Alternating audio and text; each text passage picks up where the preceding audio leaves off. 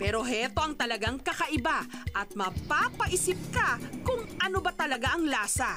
Ang pambatong panghimagas ng Sariaya, Quezon. Ang puto na nilagyan ng leche flan na tinawag nilang leche puto.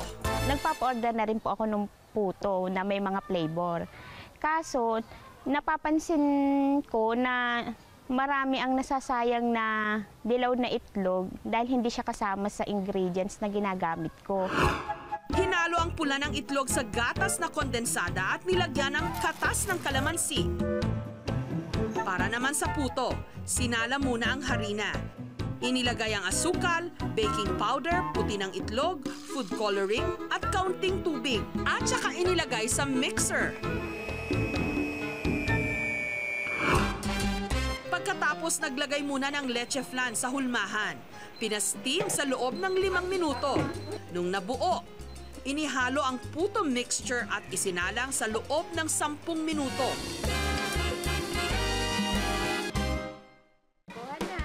Yung combination ng leche flan at yung puto, tamang-tama.